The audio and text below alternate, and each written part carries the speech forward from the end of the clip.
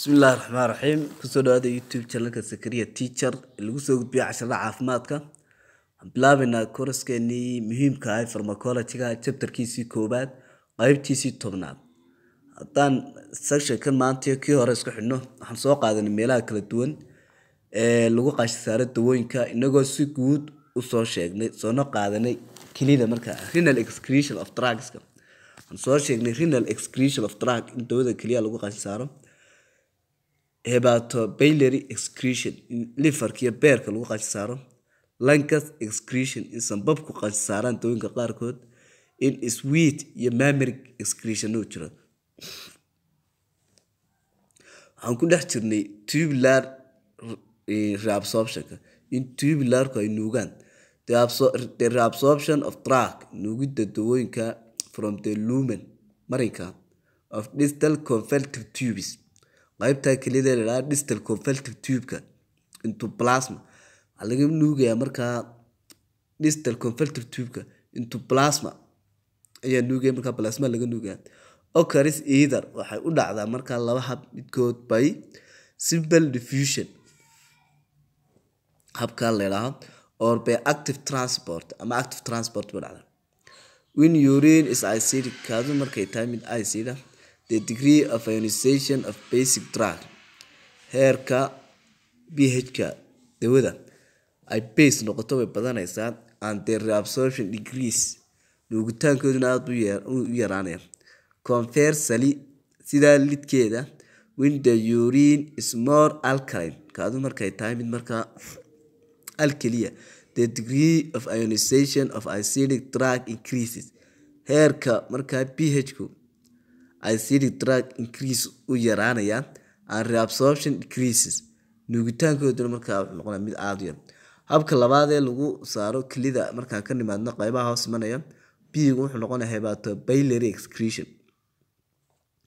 the conjugated drugs dawooyinka waxyaabo kala qabsadaan are excreted waxaa lagu qaashi saaraa the hepatocyte in the bile unugyada loo yaqaano beerka ayaa beelkii raaciyaan molecular weight iyadoo ku xidhantay miisaankoodu more than inaanu ka badnaan dawooyinka halka laga saarayo 300 daltons and polar drugs dawooyinka positive ama negative charges kale are excreted in the bile beelka laga saaro excretion of drugs qaashi dawooyinka through the bile provides a back-up pathway waxay dib ugu soo noqdaan marinka when renal function marka kelida shaqadeedu is impaired ay joojiso after excretion of drug qaashi dawooyinka through the bile into intestine bidixirka markaa certain amount of drug xaddiga dawooyinka is reabsorbed dib ayaa loo nuugaa into portal vein leading taasoo hogaaminaysa to enterohepatic cycling inay dawad noqoto mid liverka iyo markaa beerka u dhaxaysa which can prolong action of drug dawada haddii halkaa u dhaxaysana waxay dheeraynaysaa inta jirka ku jirayso waxaa dawooyinka ka mid ah chloramphenicol oral estrogen are secreted into bile la raaciya and largely reabsorbed and have long duration of action muddo badanna jirka way ku jiraan tetracyclines dawooyinka la yiraahdo which are excreted waxaa laga saaraa by biliary tract liverka ayaa laga saaraa can be used for treatment of biliary tract infection tract ama dhuunta beelku maro haddii xanuun ku dhacana waa lagu daweeyaa gastrointestinal excretion C habka saddexaad ee dawooyinka laga saaro waxaa ka mid ah habdhiska dheefshiidka when a drug is administered orally dawada marka laga qaato afka part of the drug is not absorbed qayb ka mid ah ayaan la nuugin and excreted in the feces waxaa la raaciyaa saxarada markaa the drugs which do not undergo enterohepatic cycle dawooyinka aan u dhaxayn beerka iyo markaa liverka after excretion into bile-ka kadib marka la qaashi saaro and subsequently pass through the stool saxarada ay raacaan dawooyinka waxaa ka mid ah aluminium hydroxide changes waxay bedeshaa the stool into white saxarada waxay ka dhigtaa caddaan markaa color ferrous sulfate dawada la yiraahdo changes waxay bedeshaa stool into blood saxarada waxay ka dhigtaa madow and rifampicin into orange red midna waxay ka dhigtaa midabka orange redka habka kale dawada lagu saaro waxa loo yaqaanaa pulmonary excretion drugs dawooyinka that are readily vaporized dawooyinka markaa mahaan lagu saaraa such as money inhalation hawada ay raacaan anesthetic drugs dawooyinka qofka suuxiya kamid ah alcohols are excreted waxa laga saaraa through the lungs sababka the rate of drugs excretion iyadoo markaa xawaaraha dawada la saaray through the lungs depends on uu ku xiran yahay the volume of air exchange inta hawa ee la isdhaafsanayo ee jirkeena galaysa oxygen galaysa inta wasta uga soo baxaysa the depth of respiration yani xadiga oxygen hawada la isweydaarsanayo the rate of pulmonary blood dhiigga markaa imanaya flow and the drug concentration gradient ya xadiga dawada intay cufan tahay intay dawadu badan tahay iyo dhiigga qulqulaya sweet a number of drugs xadi dawooyina markaa are excreted into sweet dhididkay raacaan either by simple diffusion or by active secretion in ay hab meel ay ku badeen dawooyinkaas ka tagaan dhididka raacaan ay ka baxaan jirka ama in energy jirku isticmaalo iska saaran dawooyinka waxaa kamid ah rifampicin metalolis iyo sida arsenic and other heavy metals ayaa kamid mammary excretion dawooyin baa markaa caanaha raaca many drugs dawooyin fara badan mostly weak basic waa base daciif ay yihiin are accumulating into the milk caanaha ku ururaan therefore saturated lactating mothers hooyooyinka wax nuujinaya should be cautious about the intake of these drugs when dawooyinka ka feejignaadaan because maxaa yeelay they may enter into baby through breast milk ilmaha yar bay markaa iyagoo caanaha u raacaya ayay markaa galayaan jirkiisa produce harmful effects into the baby ilmahana way saameynayaan ampicillin baa kamid ah aspirin chlorodiazepam dioxide coffee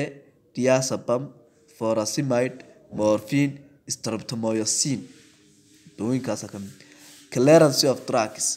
dawooyinka in jirka laga saaro it is volume of plasma cleared xadiga mugga ee laga saaray jirka of drug by metabolism ee jirkeenu burburiyay hepatic liverku burburiyay and excretion ama renal ay kaliyo saareen and other organs ama xubnaha kale total clearance will be calculated waxa lagu xisaabin karaa by total clearance in la mid yahay hepatic clearance plus loo geeyay renal clearance plus loo geeyay other clearance total clearance hepatic CT maxaa tahay total clearance CH na hepatic clearance waa intuu liver ku saarayo CR na waa renal clearance theoretical pharmacokinetics waxa la what the body does to the drug jirkeen muxuu dawada sidoo galaya oo arma lagu soo gaabiya waa information about the time course waa xogta laga helay xilliga socoto of drug dawadii la qaadanayo waliba ay ku dhacayaan absorption in la nuugo distribution in jirka markaa la gaarsiiyo elimination in jirka laga saaro loo yaqaan pharmacokinetic can be expressed waxa lagu tibaaxaa in mathematical terms xisaabta markaa ora ahaan and has contributed to our understanding so kale waxayna siinaysaa inaan fahanno and planning and qorsheyno of drug treatment qaybaha dawooyinka pharmacokinetic principles mashaariicdan aid markaa pharmacokinetic shuruucdeedu waxayna caawinaysaa aid inaga caawinaysaa in the selection inaan doorano and adjustment aan habayno of drug dose schedule half-life 1/2 of a drug is the time taken waa waqtiga ku qaadanayso for the concentration badashada of drug in the blood or plasma dawadii dhiigga ama plasmaha ku badnayd to decline inay hoos u dhacdo to half-life of original value kala badh xaddigii laga qaatay the amount of drug in the body to be reduced xaddigii dawada waa in la dhimaa by 50 intii jirka laga qaatay 150 markii jirka gashay la dhimo it has two phases laba hab bay leedahay half-life of distribution iyo half-life of elimination bala half-life-ka dawada lagu faafinayo iyo half-life-ka dawada lagu saaray half-life value can be readily determined waxa markaa go'aamiya for most drugs by administering dose of the drug xaddiga dawada iyo to the subject iyo qofka la siiyey marka taking blood samples marka half life waxa lagu ogaan karaa in dhiig laga qaado at the various time intervals xilli kala gedisan and assaying samples.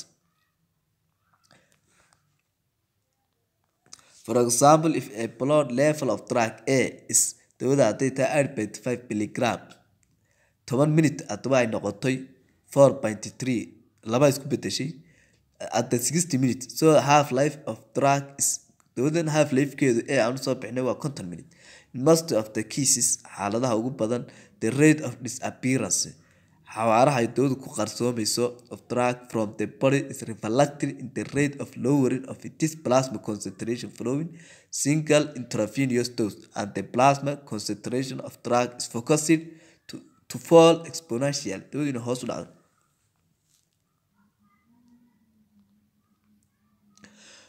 With drug whose elimination is exponential dawooyinka in la tirtiraa ay aad u sareyso biological half life is independent of dose kuma xidhna markaa doseka the route of administration iyo halka laga qaadanayo plasma concentration it depends on waxay ku xidhantahay value daily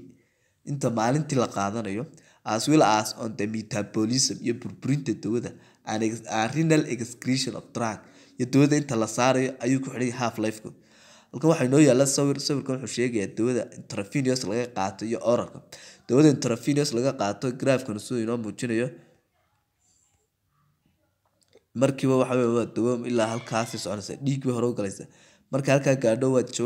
waa markiiba jirka way galaysa jawaabta bixinaysaana waxa weeyaan marka waa onset isla markiiba weeyaan halkaas tan laakiin oralka laga qaatay muddo ayay